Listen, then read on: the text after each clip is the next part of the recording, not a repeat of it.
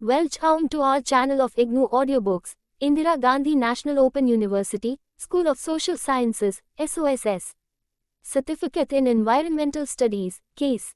TS5 Ecology, Environment and Tourism. Block 1A Environment, An Introduction. Unit 3 Biomes of the World. 0 Objectives. After reading this unit you will be able to 8. Understand the concept of biomes. 8. Know about the major terrestrial and aquatic biomes of the world as well as about the R.I. biomes found in our country. Understand the relationship between climate and biome types. 8. Identify the main features of each biome. Introduction. In the earlier unit we examined the interaction and interdependence of biotic and abiotic components of an ecosystem. We also learned that life exists only in the biosphere, and within the biosphere there are diverse types of landscapes, vegetation and animal associations. Some areas may be covered with lush green forests while others may be bare deserts or covered with snow. What determines these variations on our planet? In general we observe that the climate of these regions is different and that regions with similar climatic, topographical and soil conditions often share similar kinds of plant and animal associations. Let us explain this with the help of an example. A tropical rainforest in Kerala has tall trees with large leaves with multicolored birds and butterflies flying through them. Thousands of miles away the tropical forests of South America or Africa look the same. Though on close examination the species of trees, birds and butterflies may be different from that of Kerala. Ecologists call these large, distinct, easily differentiated formations or communities having distinct flora and fauna biomes. Biomes are generally recognized by and named after the dominant plant species or community. When we talk of the biomes of the world we must remember that the major community formations include the continents as well as the waters of the oceans, rivers and lakes. Therefore, in this unit we will describe the terrestrial biomes as well as the large aquatic biomes. Seldom the boundaries between two adjacent or neighboring biomes are discrete or distinct. Instead they blend with the neighboring biomes through a transition zone known as ecotone. This transition zone between two biomes generally has high species diversity and density as compared to any of the neighboring biomes. In this unit we describe the major biomes of the world and subsequently of the Indian regions. We describe briefly the physical conditions and the biological communities of specific biomes. Reading through this unit will give an understanding of the diversity in the biosphere and set the stage for further discussion on the impacts of human intervention. In later blocks, 3.2 Terrestrial biomes of the world. As we have said, as lie the primary factors that influence the formation of these biomes are climatic, like precipitation, temperature, seasonal extremes and DNDS. However, topography and light are also important factors. Of all these, precipitation is the chief limiting factor that determines whether a biome would be a forest or a desert or a grassland. If the average annual precipitation in the region is less than 25 centimeters, the place would be a desert containing little vegetation. This would be true regardless of average temperature, light and quality of soil.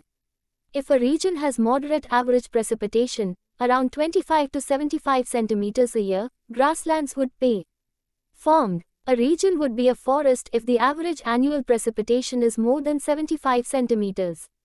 The combination of average temperature and average precipitation, however, decides the type of desert, forest or grassland present in a region. Terrestrial biomes tend to be arranged according to particular latitudes in the northern hemisphere. Interestingly, at any given geographical location you would find that the climate and vegetation change as the altitude changes. Therefore, we find that at the foot of a mountain there would be complex vegetation, and as we go up the slopes of the mountain we find the vegetation becomes sparse till we reach the moss and lichen dominated tundra-like regions at the top of the mountain. Now let us suppose you had the time and the resources to travel around the world and I plan to start your journey from the North Pole towards the equator. Let us see in a general way the biomes that you would encounter. You could start your journey of the biomes of the world from the blocks of ice floating on the sea about the North Pole. This is a cold, barren place. As you travel southwards you would reach Arctic tundra where the sea meets the land, which represents the northernmost biome. As you travel further south towards the equator, the biomes you would pass through would be taiga, coniferous forests, temperate deciduous forests, deserts, grasslands, and finally the tropical regions of the planet. Let us study briefly the main characteristic of each major world biome.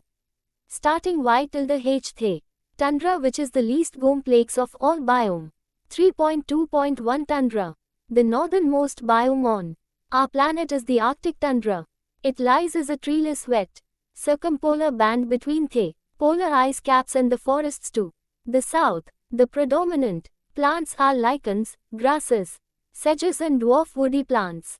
Despite the lack of trees, animals are found on land, in air, and nearby oceans. Similar communities are found at high mountains of all latitudes, forming the alpine tundra. The climate is very cold with a short growing season. The soil is frozen for most part of the year, and only the top 0.5 meter melts during the short summers in Eurohe. Arctic tundra. The permanently frozen soil below is known as permafrost. In summer you might see huge herds of caribou, flocks of waterfowls and swarms of mosquitoes. With such a harsh climate, it is not surprising that only a few kinds of plant and animal species are found here. Though, in the short growing season, moss, lichens, some grasses and fast-growing plants dominate the landscapes. Swarms of migratory birds invade the tundra in summer to raise their young and fly south as the summers comes to an end. Some of the common permanent residents are musk ox, polar bear, grizzly bear, wolves, snowy owl, Arctic hare, weasels, minks, etc. Tundra is a very fragile ecosystem as the rate of organic matter decomposition is very slow. Therefore, plants grow very slowly and the tundra takes a long time to recover from any disruptions. 3.2.2 Coniferous forests and taiga. As you travel south from the tundra, you will enter the circumpolar belt of coniferous forests, which stretches across North America to Eurasia. This region is called taiga, a word derived from Russian word meaning primeval forest. The taiga is a land of lakes, bogs and marshes. The climate is cold with long winters and short summers. The dominant trees are conifers, like spruce, pines and firs with needle-like leaves, that can survive extremely cold winters. Typical animals found in this region include moose, wolves, lynx, bears, grey jays. Many of these rely on their stored body fat for survival during the cold months. 3.2.3 Temperate deciduous forests. Going south of taiga, you would reach the temperate regions of the planet.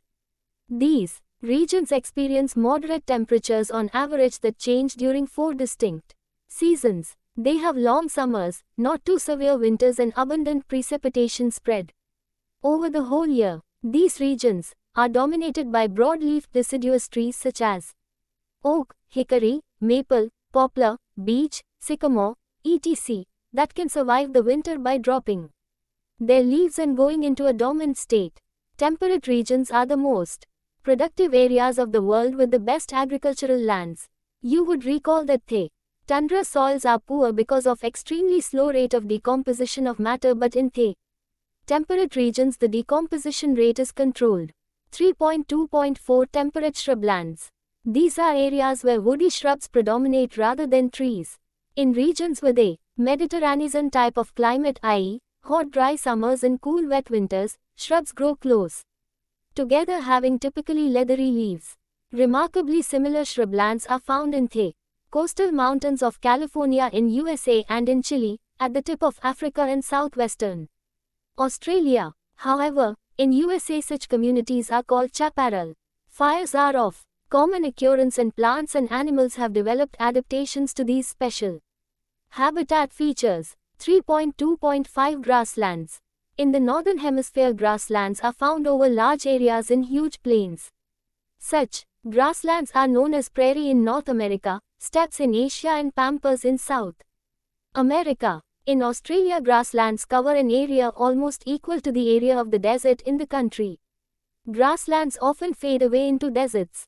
Annual rainfall in areas dominated by grasslands is between 25 to -100 centimeters depending on temperature and seasonal distribution. grassland occur where rainfall is less to support forest and more than desert. Another factor that prevents penetration of forests into grasslands is the frequent occurrence of natural fires. Grasslands provide natural pastures for grazing animals. The soils under grasslands are rich and fertile. Most of our present-day food plants, cereals, have evolved from wild grasses by the process of natural selection, and it is one of the most important genetic stock for plant breeding research to develop new food species. Grasslands can be divided into three categories depending on the basis of relative height of grasses: tall grasses, 1.5–2 meters, mid grasses, 30 to 60 centimeters, short grasses, 3 to 16 centimeters. Grassland biomes generally support large number of herbivores, whereas carnivores are very few: coyotes, weasels, badgers, foxes, owls, and rattlesnake. $3.2.6 Deserts. In your tour across the temperate zone, you would find some regions lying between mountains and grasslands that are too dry and hostile to life. These are the deserts. If you continue to travel southwards as you approach 20 inches to 30 inches north and south latitudes, you will encounter deserts. Deserts bring up the image of inhospitable places, but actually they are quite varied. The world's largest desert is the Sahara, followed by the Great Australian Desert. These have the driest environment with less than 30 centimeters rainfall, sometimes higher, but unevenly distributed. In deserts, day temperatures are high, rainfall and humidity is low. But there are cool northern deserts too, where winter snows are common, e.g. Tibet and Bolivia. However, all deserts exhibit dramatic day and night temperature variation. The soil is sandy or salty soil. The driest deserts, the Sahara, where the rainfall is less than 2 centimeters per year, support little life. But the less extreme deserts have highly specialized life forms. Three plant life forms are most adapted to the desert environment. I. Annuals that avoid drought, growing when there is adequate moisture. I.e. Succulents, e.g. cactus, that have adaptation for water storage and avoid water loss. E. Hardy desert shrubs, having short stem, number of branches and thick leaves. The animals of deserts are primarily arthropods, reptiles, birds and mammals. Large animals are uncommon. Small rodents are the most common mammals, along with small foxes. Among the herbivores, insects are dominant. A number of insectivorous lizards are very common. However, most animals restrict their activity to early morning or after sunset. Desert soils are rich in nutrients, but water is a serious limiting factor. If water is supplied or made available to desert biomes, they can attain very good production because sunlight is abundant. 3.2.7 Tropical savannas. Leaving the deserts, as you approach the tropical regions of the earth, you will enter the savanna biome, which is a combination of grassland with scattered or clumped trees. These special kinds of grasslands often border tropical rainforests. The climate is warm, having 100 to 150 centimeters annual rainfall, with prolonged dry season in which fires are common. The rains are erratic. These grasslands have scattered trees that do not form canopy in any part of savanna.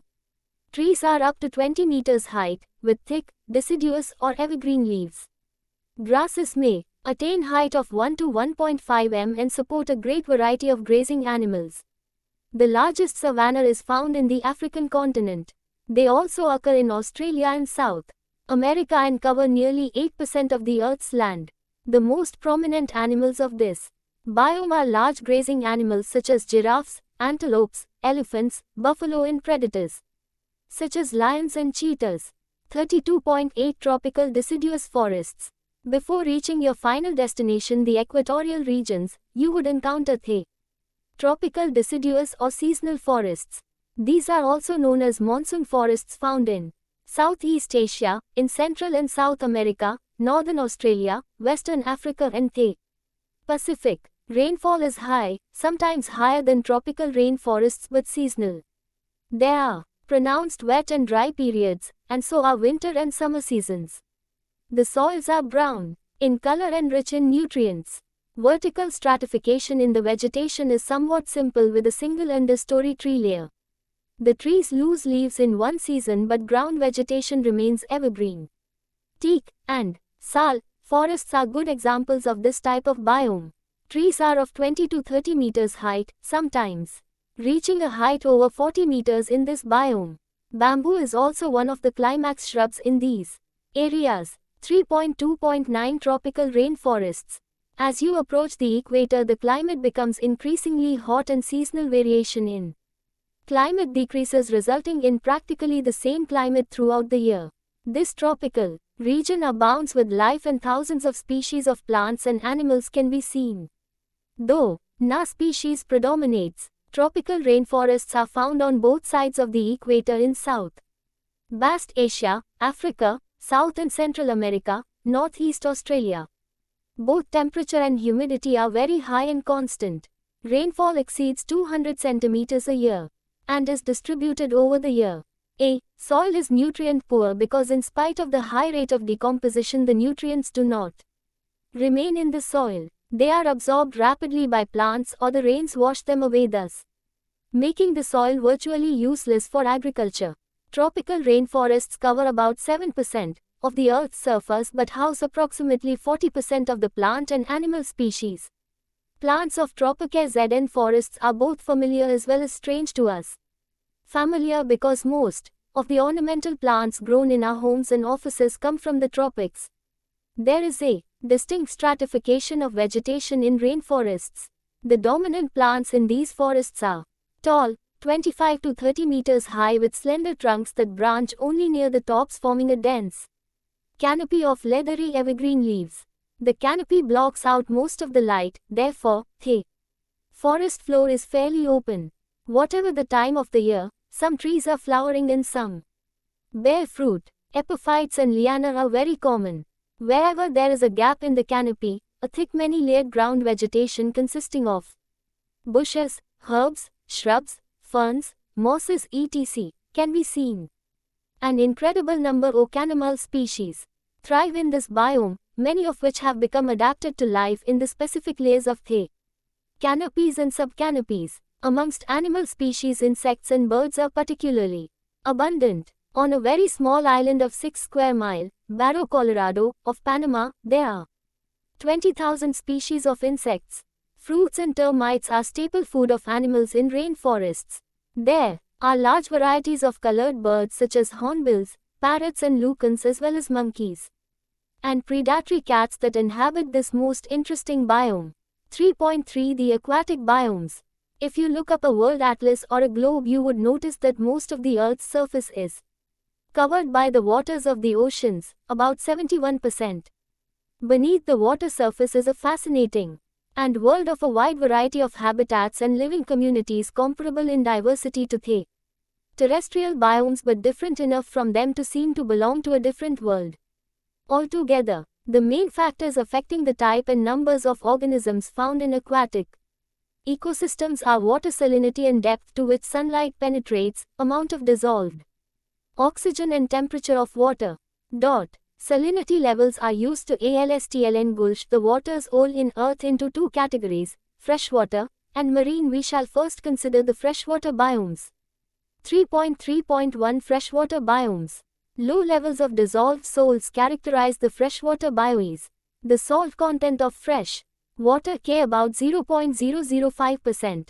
The freshwater biomes consist of inland bodies of standing water like reservoirs, ponds and wetlands, as well as the flowing waters of the stream and rivers. A lake or a body of standing waters can be divided into three zones according to penetration. One of sunlight in the water body, littoral, liminetic and profundal. Each of these have their own physical chemical feature, S and characteristic array of living organisms. The open water zone is called the limnetic zone. This represents the zone or depth of the water up to which sunlight can penetrate. Phytoplankton along with algal forms, various zooplankton species and fish abound in this zone. The deep water zone lying below the limnetic zone is called profundal zone. It is relatively cool and dark, having low dissolved oxygen content and is inhabited by fish which can tolerate such stressful conditions. The bottom of the lake is inhabited by bacteria, fungi, bloodworms and other decomposers which Live on dead plants, organic matter including remains of animals and their metabolic wastes. Precipitation that does not evaporate or penetrate the soil remains on the soil surface, resulting in runoff which flows down from the mountains in the faunae of streams and rivers, which ultimately discharge into the sea. The downward flow of the river comprises of three phases. The first phase, when the stream with cold clear water rushes down steep slopes having high dissolved oxygen content. In the second phase the stream flows over gentle slopes and through wider valleys. Here the temperature of water is warmer and supports a wide variety of cold water and warm water fish that require slightly lower dissolved oxygen. At the point where river discharges into sea, the river may divide into many channels, forming the delta. Rivers and brooks which are flowing freshwater bodies differ from lakes and ponds in three major aspects. 1. Current is the major controlling and limiting factor. 2. Land-water interchange is greater because of the smaller size and depth of moving water systems. 3. Oxygen is always abundant except in case of excessive pollution in river stretches. Plants and animals living in streams and rivers are usually attached to surfaces. The free swimming animals are exceptionally strong swimmers. The freshwater communities are utilized as a major source of food, for recreational purposes, and for waste disposal as well as waterways for transport. In this manner we exert a significant impact on individual freshwater ecosystems and their communities. 33.2 Marine biomes. The marine biomes consist of the Earth's oceans and its associated areas like the shorelines, islands, reefs and estuaries. The marine waters contain about 3.5% salt, mostly sodium chloride, and the organisms inhabiting these waters are profoundly adapted to these salty conditions. As land livers we generally think of the Earth as being mostly land and tend to forget that 71% of the surface of our planet is covered by oceans. In fact, often our planet is referred to as the water planet. Oceans. The oceans play a major role in determining the climate and sustaining the life on Earth. Oceans help to redistribute the solar energy through ocean currents and evaporation. They are huge reservoirs of carbon dioxide, oxygen and other minerals and help to regulate the ambient temperature and also help in maintaining atmospheric composition and serve as sources of various natural resources.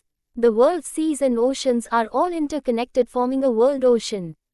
The average depth of the ocean is 3.7 kilometers. In some parts of the world the ocean is 11.5 kilometers deep. Compare this with the height of Mount Everest, that is 8,848 meters above sea level. Most marine life is found in the shallower regions of the ocean and seas along the continental shelves, coral reefs and oceanic islands. Life at greater depths is limited by darkness, cold temperatures and pressure. Animal life at great depth comprises mainly of scavengers and predators that feed on the detritus, rain and dead organic matter.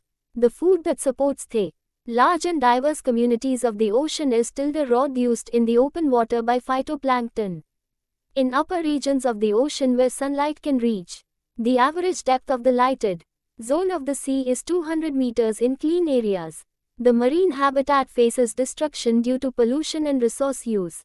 Shorelines and open waters are subject to human activities such as fishing, recreational use, real estate development, garbage and effluent disposal, oil spills, radioactive waste disposal and exploitation of marine natural resources. Shorelines, oceanic islands and reefs. Ocean shorelines include rocky coasts and sandy beaches that are particularly rich in diverse life forms. Rocky shorelines support a diversity of organisms that grow attached to some solid substratum. Sandy shorelines provide home to organisms that can live in burrows in sandy substratum. Sandy beaches are important in our context as some of the finest tourist resorts and residences are built along them. Oceanic islands are interesting and somewhat specialized biomes. Islands which have broken away from the main continents have similarity of flora and fauna related to the continental source. Volcanic and coral islands show results of chance colonization. Coral reefs form in clear warm tropical seas and are particularly well developed in the South Pacific. They are formed by accumulation of calcareous skeletons of tiny colonial Animals called coralloidal over generations. Coral reefs usually form along the shallow submerged shelves and their depth is limited to a depth up to which sunlight can diffuse. Coral reef communities in terms of species diversity, number of organisms, brilliance of colors and interesting life forms are comparable with tropical forest communities. Wetlands and estuaries. Biomes in the world. Wetlands and estuaries are transitional biomes. Land that remains flooded either part of the year or permanently with fresh or salt water is known as wetland. Bogs, swamps, marshes are covered by freshwater and found inland. These are known as inland wetlands. Those found on the coast and covered by seawater are known as coastal wetlands. Wetlands provide a variety of FT and wildlife and are major breeding, nesting and migration staging areas for water birds and shorebirds. Importance of wetlands cannot be underestimated as they act as an LNI reducing line traps and filters for water that moves through them, reducing flooding.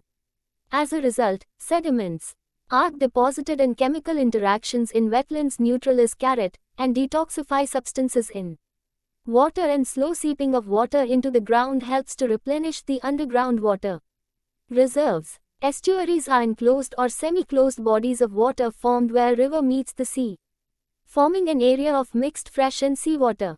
Estuaries usually contain rich sediment-forming mud flats. The estuaries are very productive areas with high species diversity.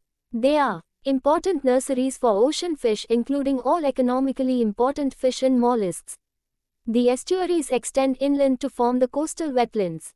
In temperate areas, coastal wetlands usually consist of a mix of bays, lagoons and salt marshes, while in tropical areas we find mangrove swamps dominated by mangrove trees. The mangrove forests consist of evergreen, broad, leaf trees growing in brackish water in tropical areas. 3.4 Biomes of India. India can be divided into 10 biogeographical regions as described by Rogers and Pamwar. 1988. You are already familiar with the typical characteristics of the various biomes that you have read in the section on biomes of the world. Some details of these biomes are given after the table. 1. Tundra. This biome is restricted to Ladakh region, extended up to part of Sikkim and Bhutan. There is alpine vegetation in parts of NW Himalaya, western, central and eastern Himalaya, on higher altitudes. Tundra vegetation consists of low shrubs and grassy meadows with a typical fauna of tundra region. 2. Temperate coniferous forests. This biome is restricted to 1,600 meters altitude on the Himalaya and Nilgiri mountains. The coniferous trees attain the height of 20 to 25 meters. Pines and oak forests form the climax vegetation in this biome. 3. Tropical evergreen rainforests. This biome exists where rainfall is very high, over 250 centimeters per annum. This biome is seen in Western Ghats, Assam, West Bengal, and in part of Andaman's islands. There is great diversity of species in this biome. Here are many stories of trees of varying heights, shrubs, herbs, epiphytes, lianas. Thick evergreen vegetation become impenetrable. Apart from woody evergreen species of Dipterocarpus, Hopa, Artocarpus, etc., there are MQNY fruit trees like mango, Mangifera, Avla, Emblica, etc., and a number of climber species. Tropical moist semi-evergreen forests are seen in northern India only. In this biome, trees shed their leaves for a brief period of time. There are few evergreen species, such as A. carpus, Micalia and Eugenia, mixed with deciduous species like Terminalia. Shora, Sul. 4. Tropical deciduous forest. It can be divided into two parts. A. Tropical moist deciduous forests. This is common in Kerala, Karnataka and Madhya Pradesh as well as part of UP, Bihar, Bengal and Orissa. The forests are closed with dense canopy. Well-known sal and teak forests are good examples of this biome. In Karnataka, sandalwood forests come under this category. B. Tropical dry deciduous forests. This biome is restricted to UP, Punjab, Bihar, and Orissa. In this forest type, there are trees of moderate height with wide open canopy, thorny scrubs, grasses, bamboo with dominant trees like Imli, Terminalia tomentosa, Kikar, Acacia, Avla, Emblica, mixed with Sal, Shora, and Chirungi, Bachababua trees are characteristic feature of this biome. Fauna of both these biomes is common and similar as described in tropical deciduous forests earlier. 5. Savanna. There is no true savanna biome in India as in Africa and part of Australia. But Misra, 1983, was regarded all tropical grasslands of India as savanna. In savanna, there is grassland vegetation with scattered trees and shrubs. There are tropical grasslands with mixed acacia, mimosa, ziziphus, phoenix and calotropis species. 6. Grasslands. Indian grasslands are not true grasslands as of America and Canada. Always there is mixed growth of trees and shrubs. Some of the scientists have termed it as savanna as described earlier. There are 8 types of grasslands based on dominant species. This biome is widespread from northern to southern and eastern to western part of the country. 7. Desert. This biome is in parts of Rajasthan, Punjab, Kutch and Gujarat. It has typical climate of desert with hot and dry summer and cold winter. Rainfall is between 30 to 70 centimeters, and in some regions as low as 10 to 15 centimeters only. Acacia arabica, kikar or babul, is the dominant shrub. Recently, some species are being planted in deserts such as acacia species, Parkinsonea, Sachasur munja, Tamarux, Prosopis sp, etc. India is a vast country with different climatic regions and hence different biomes. This is a unique country having much variation of soil, climate, vegetation, flora and fauna. The cultural and genetic diversity of this country is a great attraction for foreign tourists, visitors. 3.5 Summary. Biomes are climatically distinct regions having specific plant and animal species. Very broadly, the biomes of the world can be divided into terrestrial and aquatic.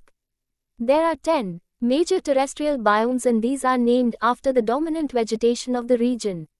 The northernmost extremely cold land biome is the tundra, which is dominated by low-lying, cold-resistant plant species. There are relatively few species with a great number of individuals of each species. The taiga is a biome dominated by coniferous trees and is found like a circumpolar belt on the continents in the northern hemisphere.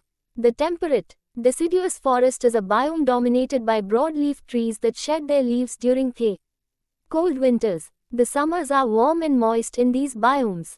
Temperate shrublands occur in coastal regions marked by winter rainfall and summer droughts and are dominated by evergreens adapted to these conditions. Grasslands occur where the rainfall is more than deserts but less to support forests, in the dry interiors of the continents like America, Asia, and Australia. Deserts have hot days and cold nights with very little rainfall. Plant and animal species found here are very well adapted to these conditions. In the tropical regions, grasslands with scattered trees are known as the savanna. The tropical regions with maximum plant and animal species are the tropical rainforests where high temperature and rainfall permit plants to grow throughout the year.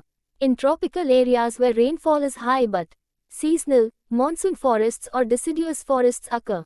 The aquatic biomes of the world can be classified as freshwater and marine according to the salinity of the waters. The freshwaters biomes are the stream, rivers and lakes and animals and plant species are adapted accordingly. The marine biomes consist of the oceans, coastal regions and islands. The distribution of animals and plants is limited by availability of light and nutrients. Some specialized marine biomes are the coral reefs, estuaries and wetlands. The Indian subcontinent has a lot of variation in climate, soil type and therefore, in vegetation. This is the reason why all the biome types of the world find a representation here. Thank you for watching. We will see you in the next video, with next chapter.